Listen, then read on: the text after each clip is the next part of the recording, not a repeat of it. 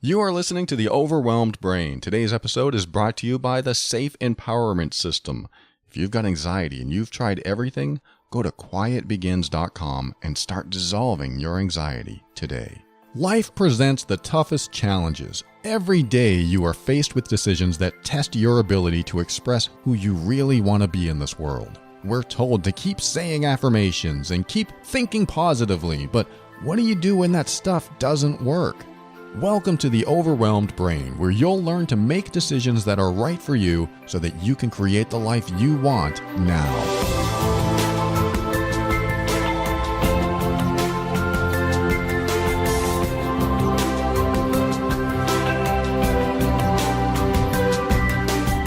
Hello and welcome to the show. My name is Paul Coliani and I'm here to help you increase your emotional intelligence so that you can avoid dysfunction, handle toxic situations with grace and ease, and show up as your authentic self. Everything I talk about on this show is my personal opinion and is meant for informational and educational purposes only.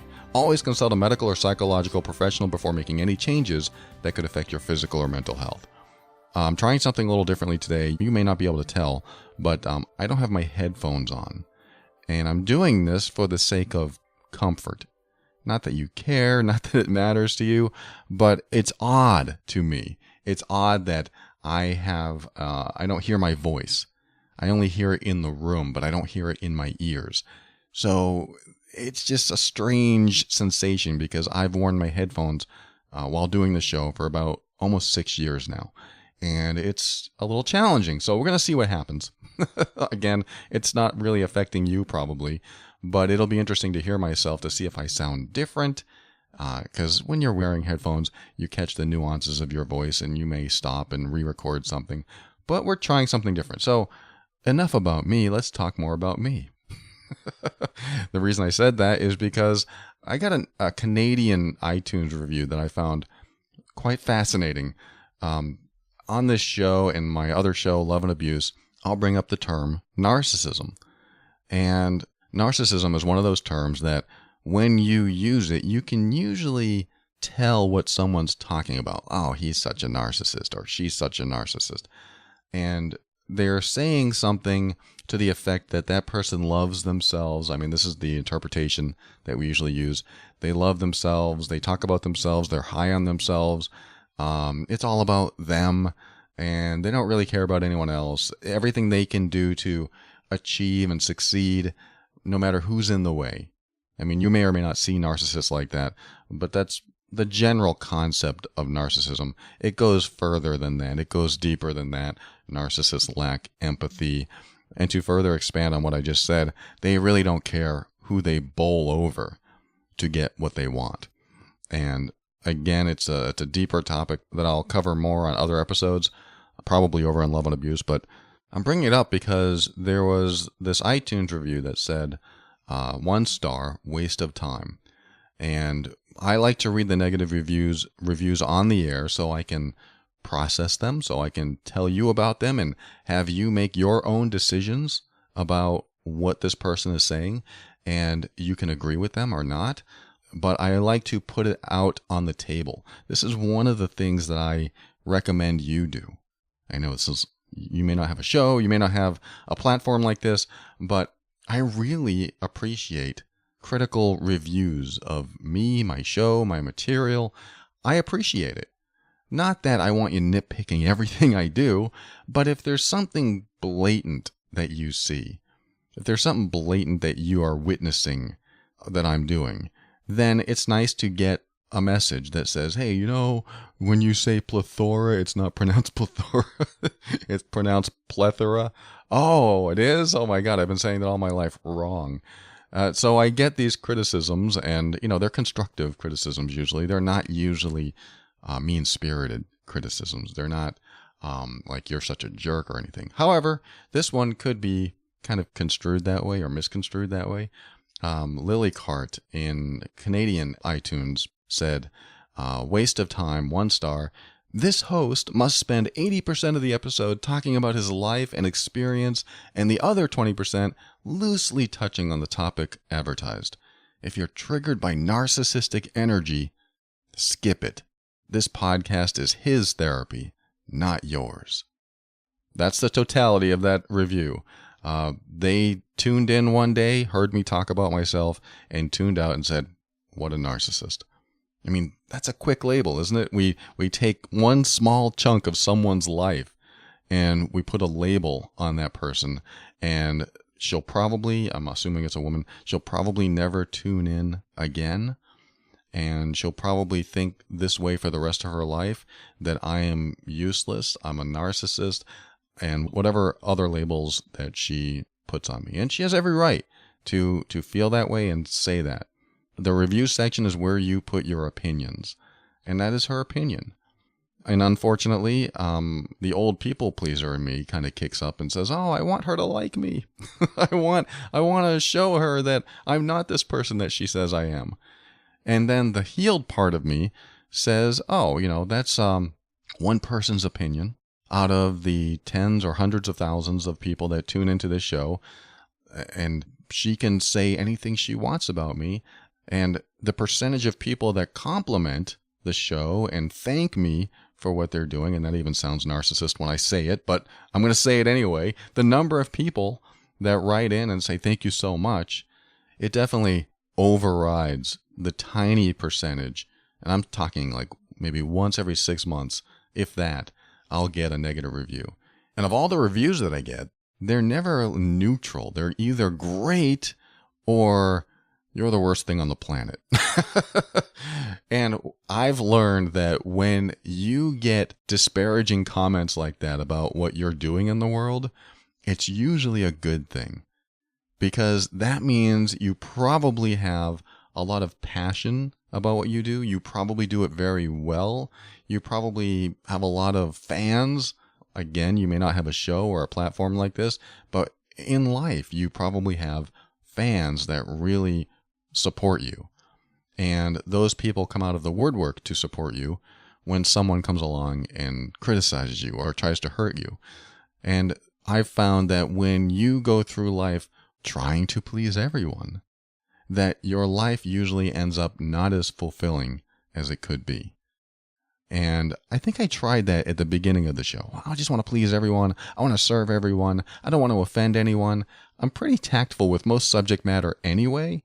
But I think at the beginning of this show, years ago, when I started doing this, I was more careful. I was trying to find the limits. I was trying to find the boundaries of what can be said, what should be said, what needed to be said. Because, when I'm putting myself out on the air like this, it is a vulnerable place. And do I want to just show up in the world as completely vulnerable so I can be open to attack or support? That's a tough place to step into, even when you've done a lot of healing. Let's just say that you've healed around personal boundaries and you have no problem honoring your personal boundaries. And if somebody crosses the line, you're willing and able to say back off if you need to say back off. And then it happens, and then you have no problem doing it. But would you do that with everyone in every situation at any time? This is where personal growth and self-help and, therapy and coaching and all this other stuff really starts to help you define parameters in your life. Really starts to help you understand what you've healed from and where it applies. I look at my life and I think I can be vulnerable in most places. I can honor my personal boundaries and my values in most places. I can be honest in most places. But would I be honest everywhere, all the time? Some people might have a moral clause in their life that says, I'm going to be honest no matter what, anytime, all the time. And I don't know if that's the healthiest thing to do for your life. I don't think it's very healthy to always be something or not ever be something. Without that flexibility in your life to change as needed, you might run into trouble. Now, I'm not saying that, hey, just lie anytime you need to lie. I'm not saying that at all. I do think that you should possess a moral compass and follow that compass to the best of your ability. As much as you possibly can, follow that moral compass, follow that ethical compass, follow the legal compass, follow the path that you believe is the best path. And then, if an occasion calls for it, you might have to be a little flexible. You might have to be somewhat dishonest to someone. Now, this isn't so you can get away with something. I'm not talking about that. I'm talking about situations where your honesty could actually be hurtful. And this isn't the kind of honesty where someone says, does this dress make me look fat? I'm not talking about that, although that could apply. That could apply. I mean, because what are you going to say? Yes, you look really fat, and even without the dress, you look fat. I mean, somebody might take offense to that. I'm not saying fat or skinny is good or bad. I'm just saying that somebody might take offense to that because they usually ask a question like that to find out if they're at all offensive looking. So if you say, yes, you're offensive looking, and the truth in your mind is, even without the dress, no matter what you wear, you're offensive looking, oh, that's going to hurt. And that might destroy someone's self-confidence, self-esteem, self-worth. I mean, you name it. This show doesn't promote lying. I'm not saying that you should start doing this. I'm saying you use your best judgment. I'm saying you look at the greater good. You look at the bigger picture. And I'm also saying don't do it to get away with stuff. Don't do it just because you can. I think for the most part, you try hard to follow that compass, following a good life path compass so that you end up with better results. This is what I've learned. I've learned that the more I've strayed from the path, from that, what I call an ELM compass, like an elm tree, ethical, legal, and moral, the more I stray from that, the more trouble comes into my life, the more difficulty comes into my life, the more challenges come into my life. And so as you stray from your compass and the way it's set up, as you fall out of alignment with that, you start to notice things in your life, but you may not attribute it to falling off the path. You may not attribute it to not being in alignment with that ethical, legal, moral compass. And, we all have different compasses as well. One person might have no problem squashing bugs. I saved them. One person might have no problem speeding, and that might be me too. Not all the time, but, 45, 50, you just got to watch yourself. But I'm definitely not going to speed in a school zone. And one person may go 20 miles over the speed limit with no problem, and one person may want to follow the speed limit strictly and follow the letter of the law. And I'm not saying any of these are better or worse, but how often do you get out of alignment with that compass, that internal compass that you have set or are continuing to set, are continuing to, calibrate so that your life can be better? I mean, this is my opinion. I think that life can be better when we stay in alignment with this internal compass. So let me get back. I kind of went off there, but let me get back to this review. Now, I mentioned narcissism at the beginning, and it's odd to hear someone call me a narcissist other than my girlfriend. And she does it jokingly. She'll say, you are very confident in yourself, and you seem to love yourself, but not in a vain way.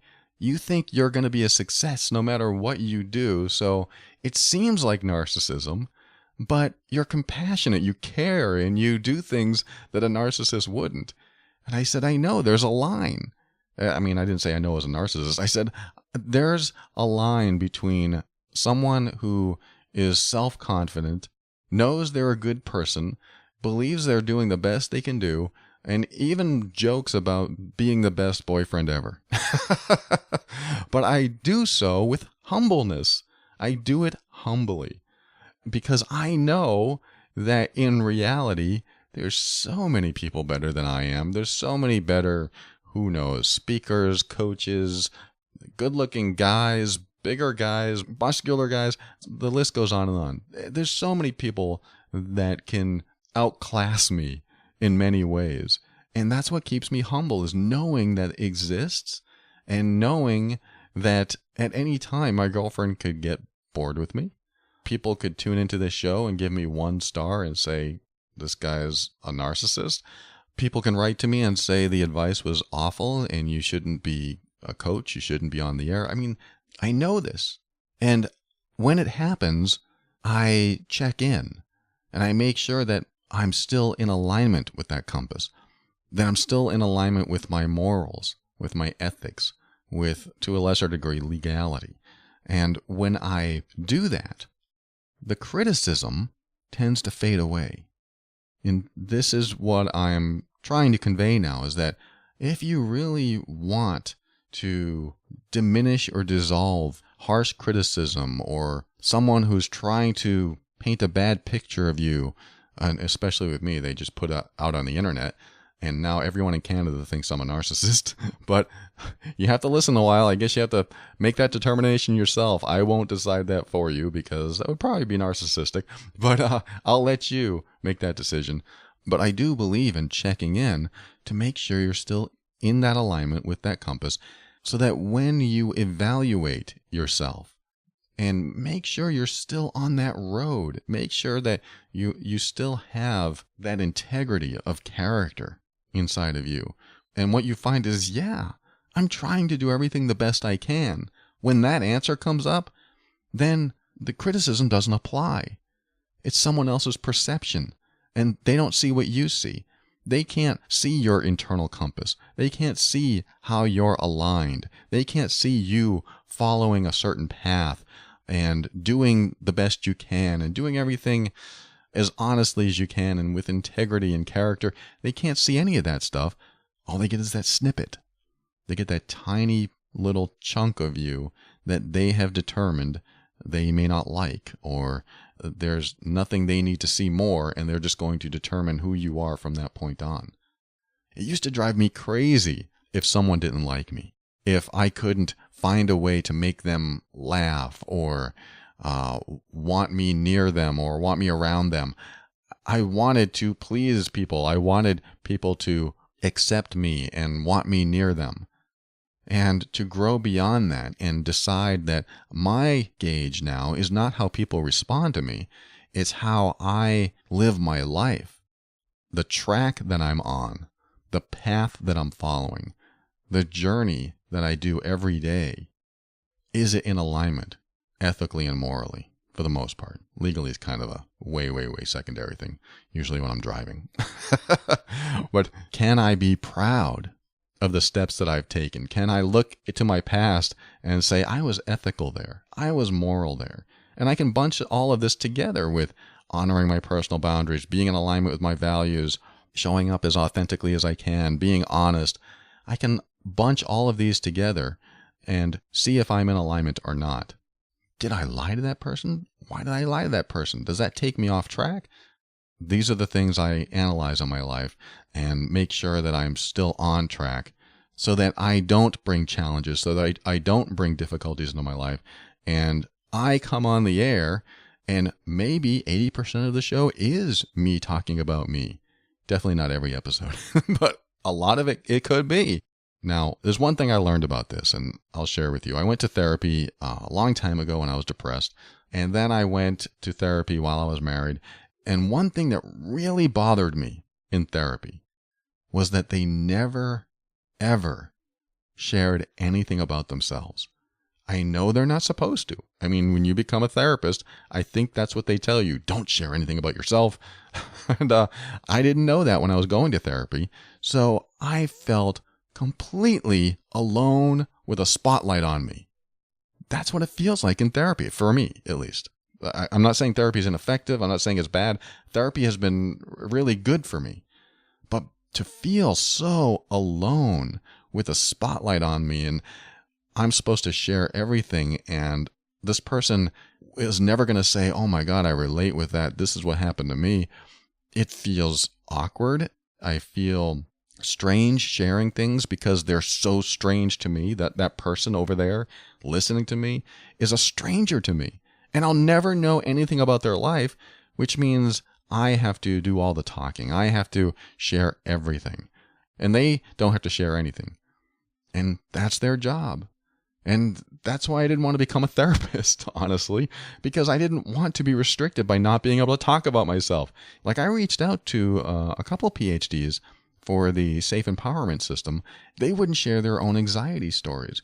And the reason is because they couldn't at least the ones I talked to, they said that their license didn't permit them to be personal like that in a helping fashion that could relate to someone out there, because it could be misconstrued and then they would get sued for malpractice or something like that.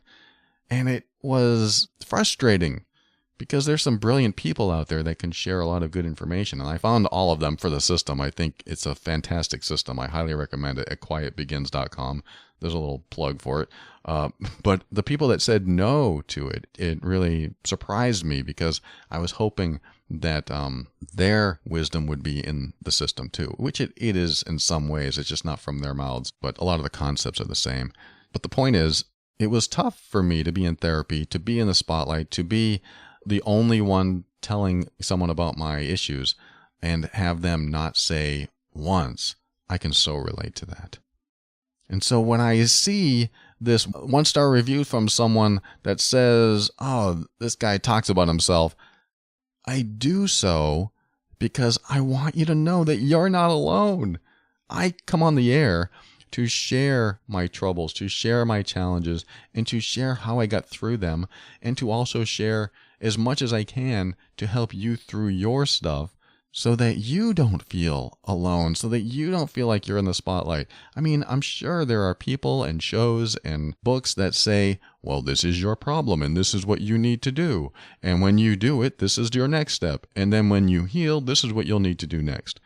There's a few books I read like that, and they were, boring as hell. They were so boring because there was no connection to the author. I couldn't connect to the author. One author wrote about happiness, and the book was so academic that I couldn't find happiness. The book was about finding happiness, and I couldn't find it because all he did was talk academically and never personally, never connecting. And I never want to be that academic guy that comes on the air and says, this is your problem.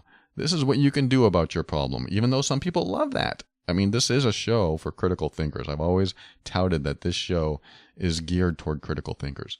But even critical thinkers need to connect at an emotional level. And a lot of critical thinkers, including myself for many years, would prefer that somebody else step up first.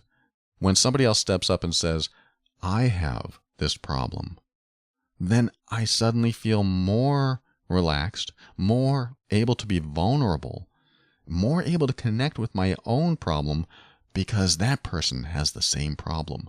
And if they didn't step up, I probably would never have stepped up. Could you imagine being around someone where, maybe you can imagine this, where you have this problem, this challenge, and you don't want to share it, especially with someone you love or a good friend?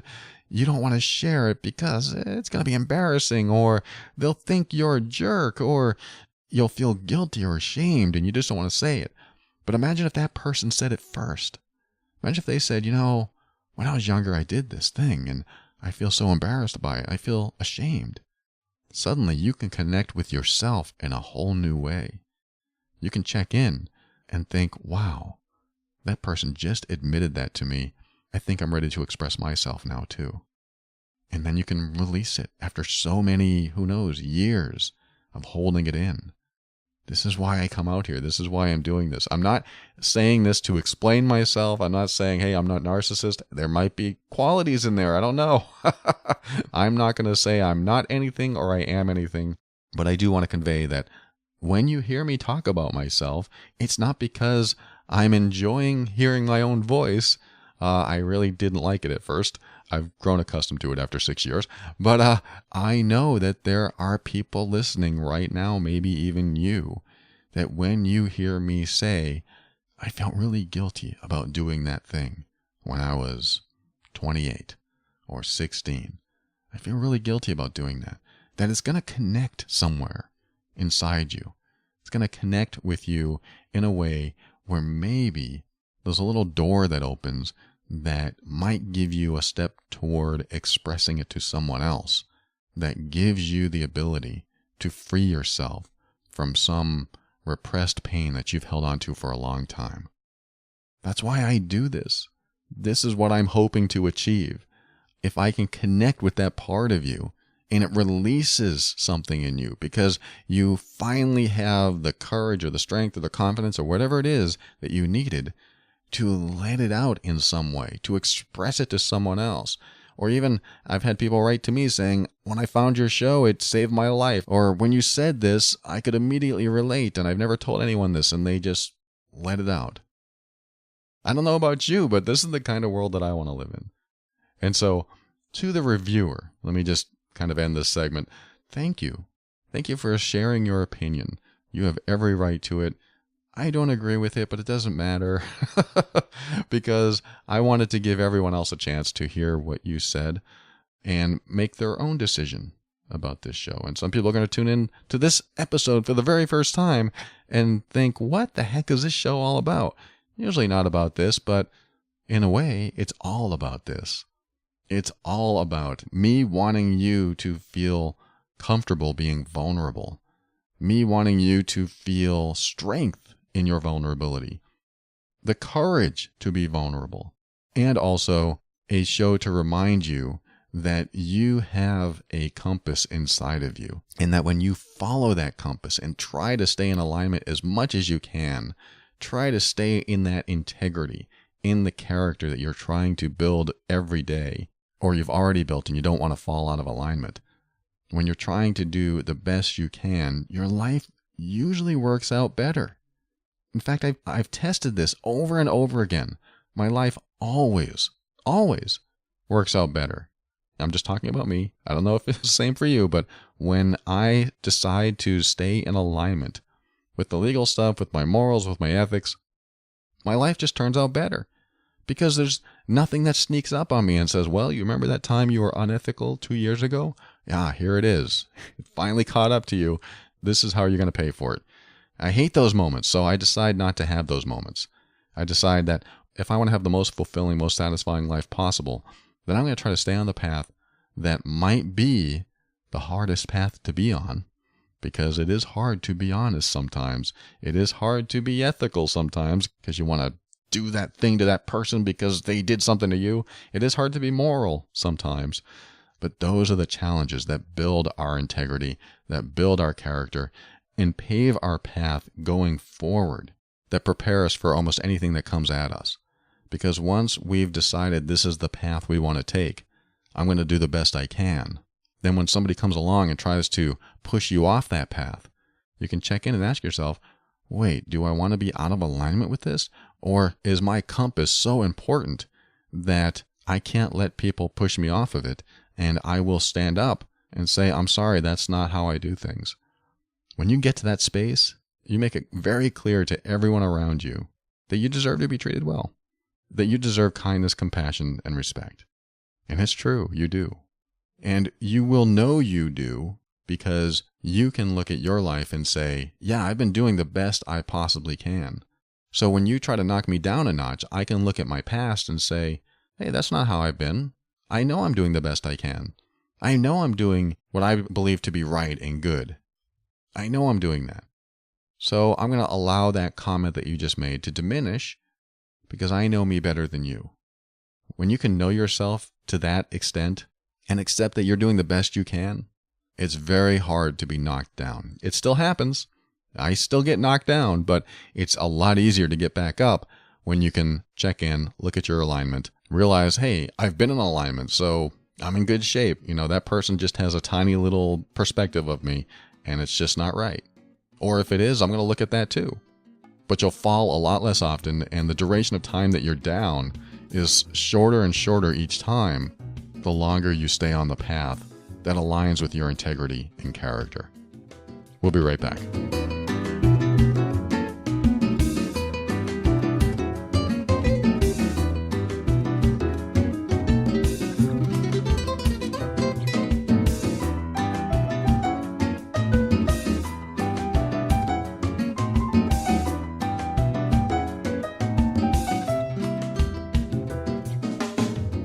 So in the Safe Empowerment System over at quietbegins.com, we have one of the experts in there is Gina Ryan. She hosts the Anxiety Coaches podcast, If you deal with anxiety at all, I highly recommend you check out her podcast. She's one of the 8 experts that have contributed to the system. She's got a great segment. She did a walkthrough, like a 5-minute walkthrough, where she helps you get out of the anxiety moment while it's starting. And that's one of the benefits to the SAFE system, is that there are these emergency pods that you plug in and start playing as soon as you start feeling anxiety coming on. And her voice is just so hypnotic. When we were having a conversation about the SAFE system when we did the recording, she was putting me into what seemed like a trance. I'm not saying she was trying to hypnotize me. It's just her voice works for this system. She's one of the first people I have on there, and her voice just works for anxiety. And so her show is great to tune into. Like I said, I highly recommend it. But also, if you want a more guided system for you to help heal your anxiety, to help diminish it, dissolve it, and get through those anxiety moments, go to quietbegins.com. Check out the SAFE system. It might be perfect for you. I mean, if you've tried everything, maybe this is exactly what you're looking for. And with the emergency pods that you can play right when anxiety starts, there's going to be about, I think from this recording on, 10 more released this year. So even after you buy, you're going to have another minimum of 10 recordings so that you don't have to play the same ones over and over again. Not that they won't work. In fact, I highly recommend the repetition of playing those over and over again, because that's going to start rewiring your brain. But you're going to have more recordings that come along after you purchase the system. And, it's all included in the original price. There's no more extra charges. But it's going to be a huge benefit for you if you're experiencing anxiety in any way. It's geared towards social anxiety, so when you're out and about, so you'll hear wording to that. But I've learned that it works for almost any anxiety situation, or for many. And as more emergency pods come out, it's going to cover a lot more ground as well. So head over to quietbegins.com, and maybe the SAFE system is perfect for you. Check it out.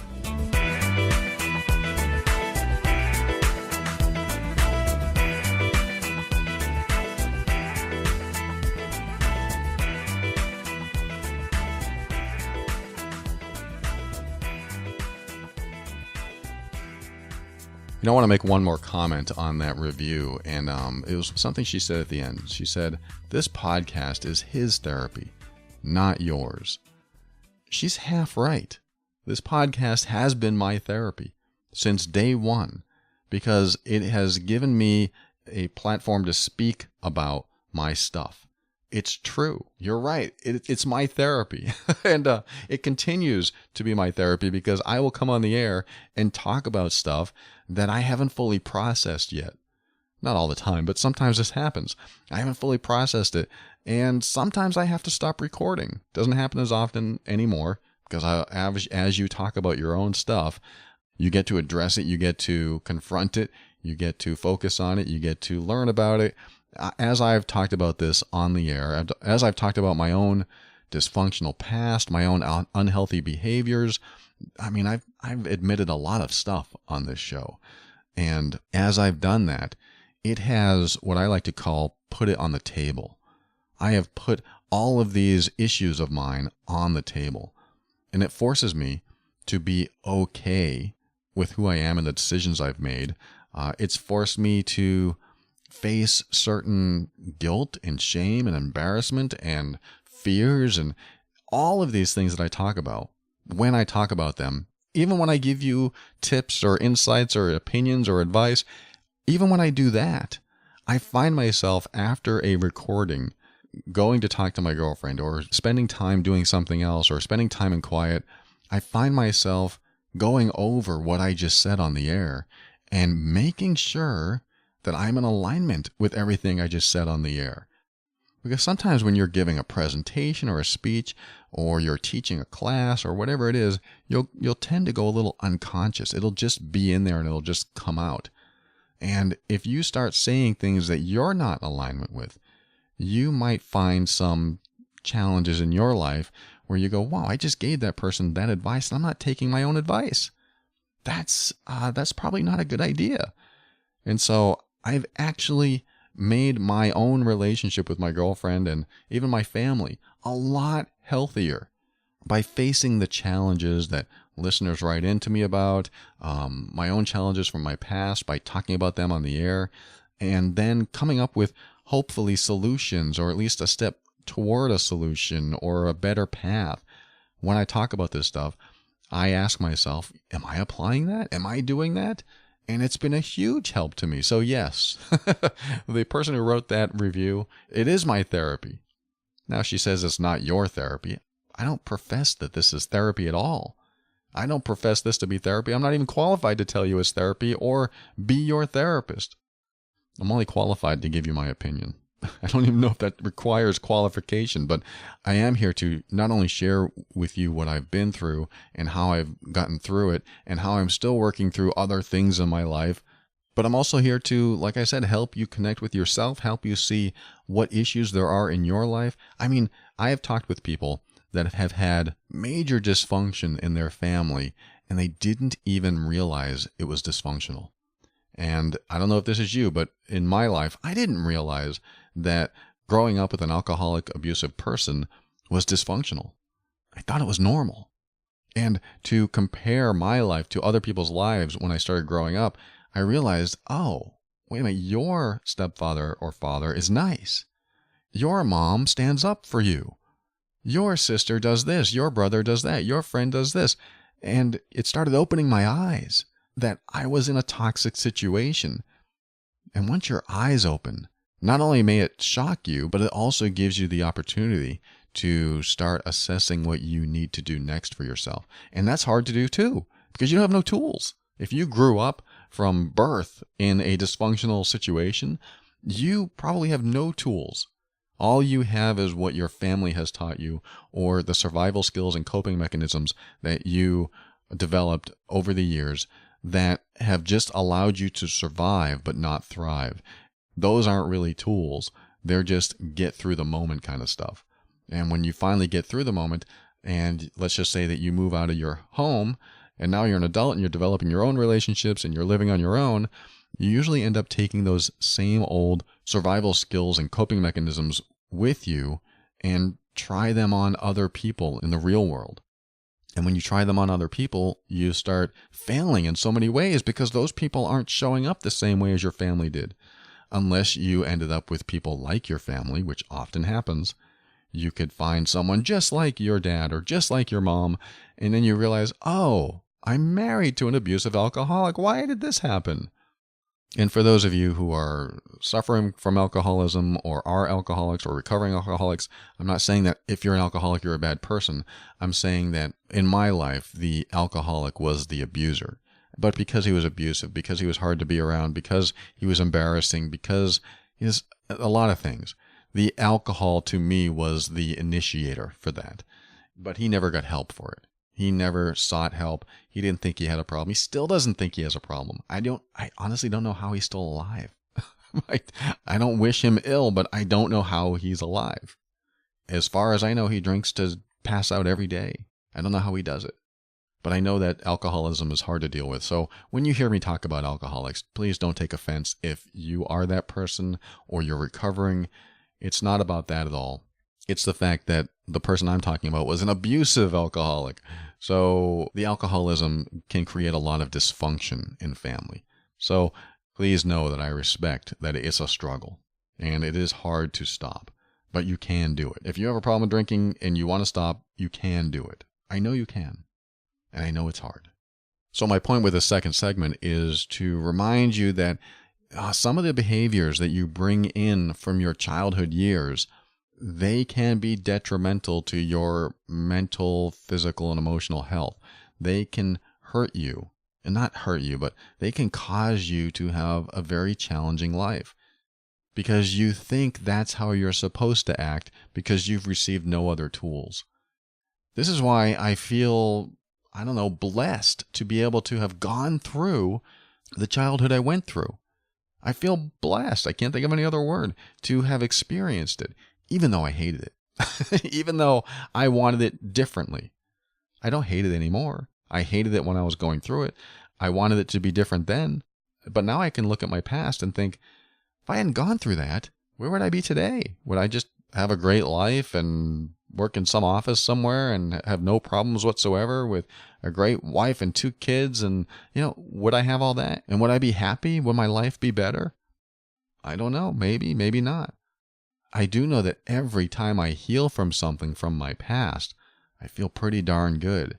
And if I didn't have the difficulties that I had, I wouldn't have the opportunity to heal from them. I know that's not exactly everyone's biggest desire to have these dysfunctions in their life and now you got to heal from them. But when you do, your life does get better. And you've been through so many hardships that you realize that you can take a lot more than a lot of other people. If you've been through a lot of hardships, you can usually take a lot more. You're usually more resilient. You're usually more tolerant.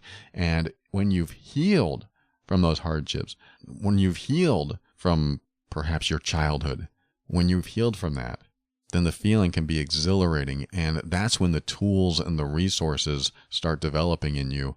So when you face these things in the future, you have a way to handle them. You have the ability to honor yourself and stay in that alignment that I was talking about so that you're always going in the right direction for you.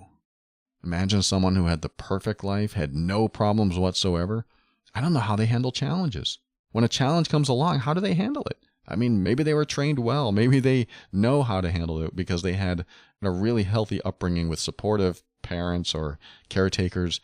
And if that's the case, more power to them.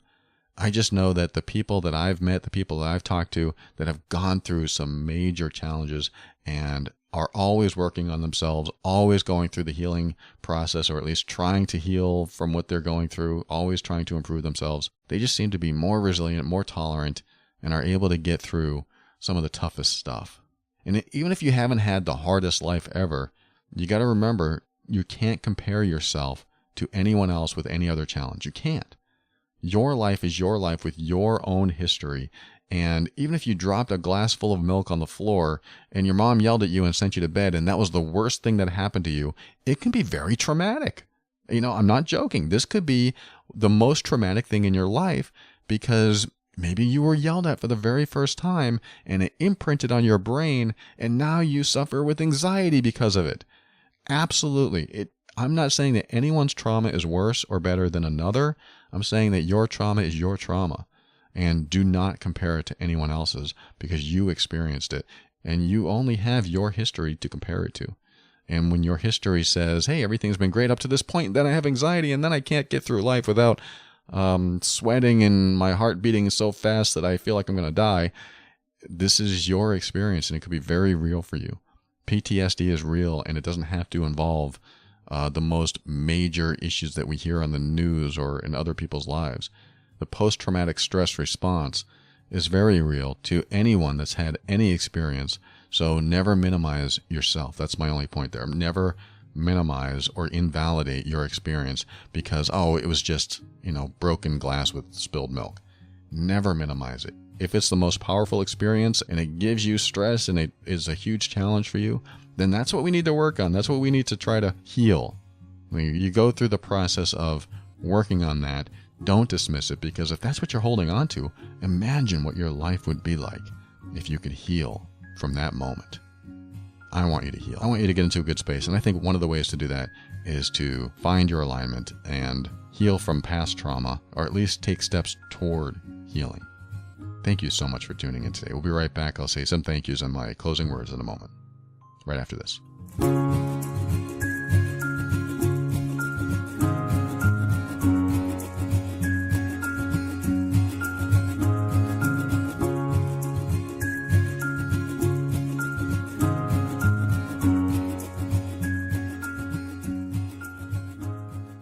Thank you for listening to another episode of The Overwhelmed Brain. I want to remind you, go to quietbegins.com if you experience anxiety and you just want it to go away. This might be the path to freedom and ease out of anxiety for you. Go to quietbegins.com. Check it out. And I want to thank the patron members over at patron.theoverwhelmedbrain.com. And I have a special thing that I'm going to do for you if you're a patron member. If you've been supporting the show for about anywhere from 6 months on, I'm going to create a page on my website and thank you publicly I'm going to have like a wall of fame or something on there. I'm not sure what I'm going to call it yet. But the idea came from someone who reached out to me, Clifton, who said, I didn't realize my credit card expired and I stopped supporting you. And I didn't mean to do that. And now I feel bad. I lost my long-term support status. Clifton, you have not lost your status just because your credit card expired or whatever happened and you just lost track of it. The patron program is always a cancel anytime, no questions asked. I do not require anyone to continue supporting this show forever. But because you said that, it made me realize I need to honor the people that have been supporting me for a long time. And Clifton, you're one of these people. You've been thinking about it. You just thought it was happening, but it wasn't. But he wanted to reinstate his membership. So this gave me the idea that I want to create a wall of fame or whatever I call it, just to honor those. So I'm going to send you, if you're in the Patreon program now and you've been supporting this show for over 6 months, I'm going to send you an email and ask if you want your name on the wall. It'll be just a page on my site that people can check it out, who supports the show. I think you deserve the credit. You deserve the credit for keeping this show going. And if you want to support the show, go over to patron.theoverwhelmedbrain.com and check it out. Not only is it a way to support the show, you also get some goodies. Like I have over 90 private episodes that you can't find anywhere else.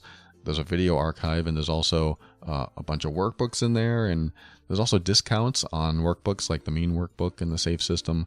Pretty hefty discounts. So if you're interested in any of the products that I've created, some are free, some are discounted in the Patreon site. And also, I've got another surprise coming. I don't really know if I should share this yet because I haven't solidified it yet, but my idea is to create 1-minute videos. Why 1 minute? That sounds like nothing. Well, what I've learned is that a lot of people like to hear some sort of advice to take action on, but it takes them a while to take action. Like every episode of The Overwhelmed Brain could be filled with action steps, but when do you have time to do it?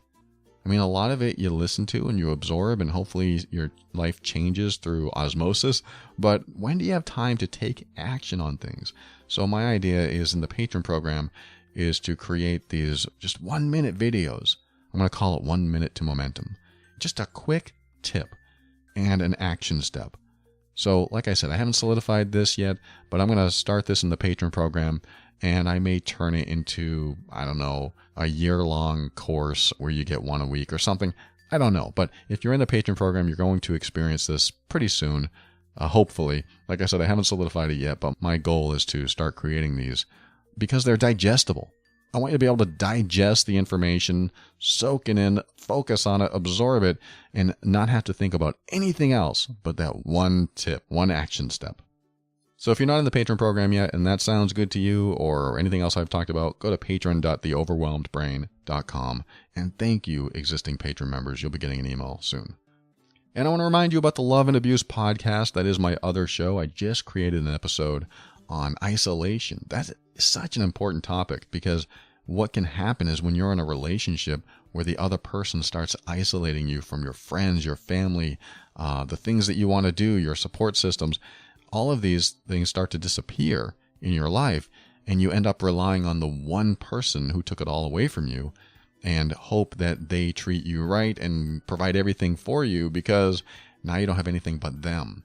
So that's kind of what isolation's about. It goes deeper than that. But I don't think I mentioned this on the show, but I used to live in an apartment complex where the downstairs neighbors, apparently there was some domestic violence going on. I didn't know this, but there was a couple down there with a small child.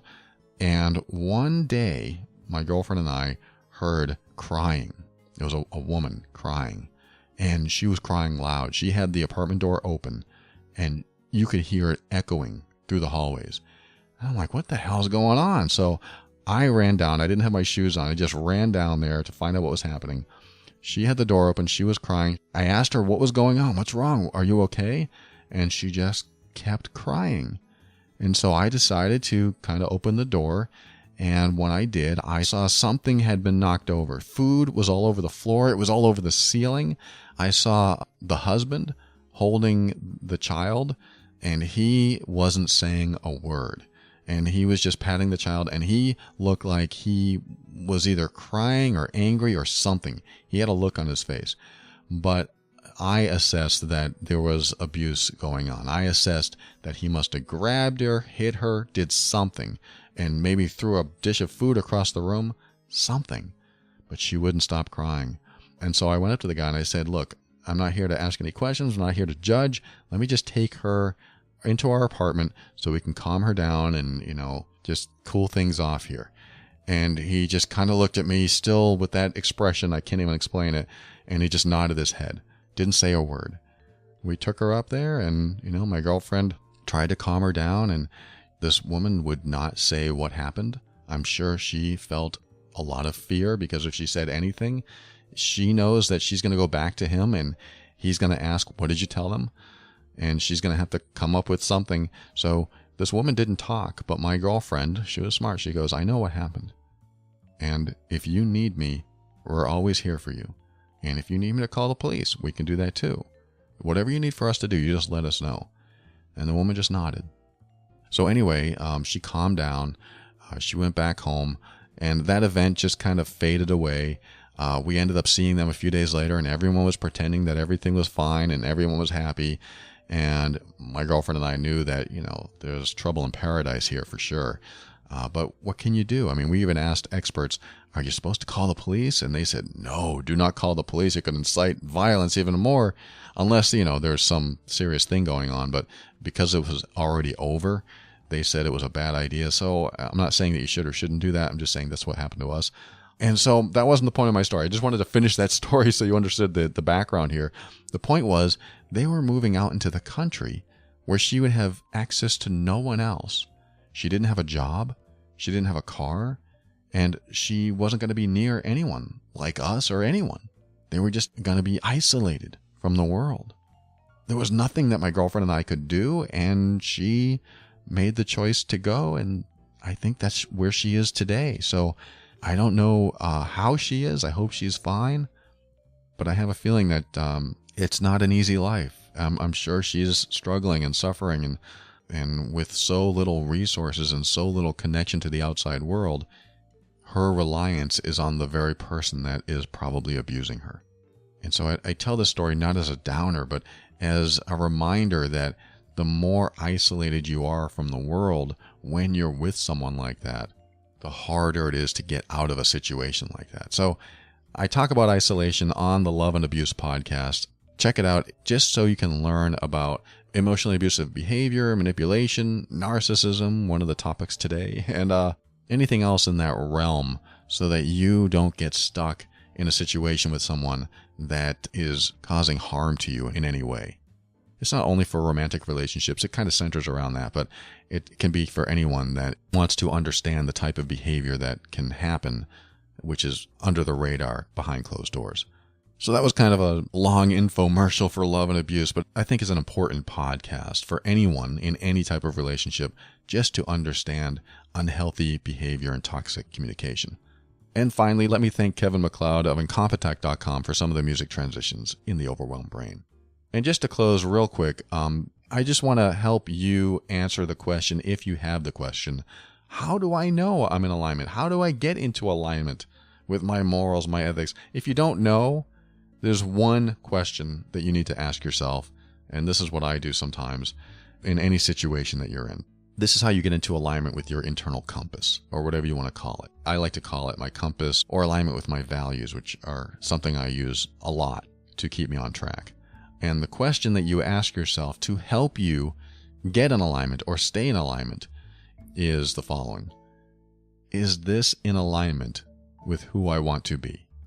It's simple, I know, but that's it. And what I mean by that is at any time, throughout the day, throughout the night, you ask yourself this question. Before you make a decision, or even during the decision, or after the decision, you ask yourself, is this in alignment with who I want to be? I've had to do that many times in my life. I still do it today. Is this in alignment with who I want to be? I've had to do that in very tough situations. I told you a story one episode of a salesman who tried to con me and add extra charges to my bill because he was trying to fast talk me. And I was starting to fall for it, and I was going to let him get away with it because I didn't want to cause trouble. I didn't want to confront. And I asked myself the question, wait, is this in alignment with who I want to be? And you can modify it. Is this in alignment with the way I want to be treated? Is this in alignment with my values? Is this in alignment with my life, with my character, with my integrity? And I asked myself that question in some way, shape, or form. And I said, no.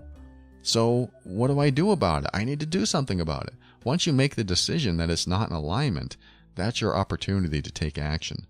And that's the hard part. That is, the taking action part might be confronting someone, which I did. I said, hey, you just charged me extra for that. That's unethical. You shouldn't do that. That's kind of what came out of me when I realized, hey, I'm not in alignment with who I want to be here. So I want to be in alignment. And that came out. And it was the right thing to say. And I feel good about what I did. And my life was better because of that. Because from that point on, I am able to now stand up for myself a lot easier when it comes to situations like that. Whereas before, I didn't want to confront. I just wanted to make sure everyone was happy and everything was okay. And I won't allow that anymore. I mean, unethical behavior. I won't allow that in my life. Or at least, I do my best.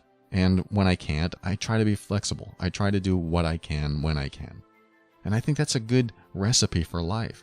Do what you can when you can. And ask yourself, is this in alignment with who I want to be? Is this in alignment with me? It's a good practice, and do it as much as you can. And you'll find your life changing. I'm going to stick with that.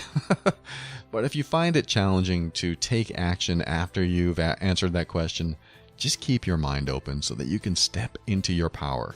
This will help you be firm in your decisions and actions so that you can create the life you want. Always take steps to grow and evolve.